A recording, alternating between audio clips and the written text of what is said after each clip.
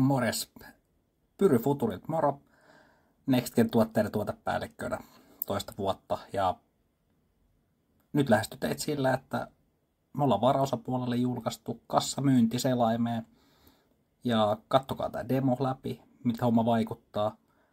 Ja jos teillä on pilviversio ja NX-tunnukset auki, niin te pystytte ottaa tätä käyttöön vaikka heti.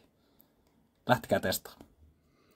Eli FutureNX-sovellus on selainpohjainen ja täällä on nyt perustoimintojen työkalenteri, työmääräykset, myyntiruutu, asiakaslistauksia ja tapahtumia, eli lähetteet pääsee muun muassa selaamaan. Mutta nyt käydään läpi myynti. Ja tämä muistaa nyt oletuksen valitun myyjän, mikä oli nyt minä, mutta tänne voisi toki sitten laittaa jonkun toisenkin. Yes. Nyt painetaan valitse ja nyt meillä aukeaa sitten myyntiruutu. Ja täällä olisi sitten luetteloliitäntöjä, mitä teillä on rekkaroituna niin näkyvillä. Mutta mennään tässä kohtaa siinä, että mä lisään pelkästään tuotekoodia ja ruvetaan myymään. Nyt sinne tuli joku yleismittarikaapelit 90 asteen kulmassa tyylinen. Ja sitten voidaan valita asiakas, tai voidaan olla valitsematta asiakas, mutta heitetään nyt tänne 1. Nyt meillä on siellä tuote, ja nyt ruvetaan maksaa.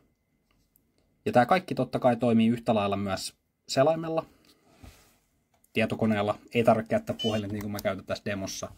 Mutta katsotaan nyt joka tapauksessa tämä läpi näin. Ja mulla on nyt tässä itse asiassa, menen vielä sen verran taaksepäin, että mä näytän täältä tuolta meidän mutterivalikosta valittu esiasteella maksupääte, että tiedetään, että mitä maksupäätet käytetään oletuksena.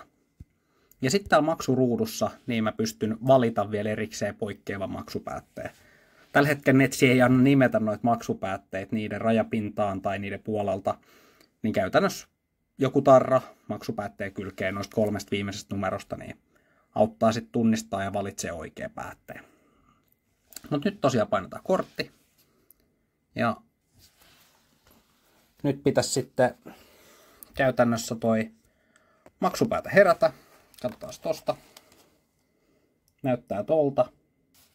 Ja nyt kun mä nipsautan sinne vielä pankkikortti sisälle tohon tyyliin.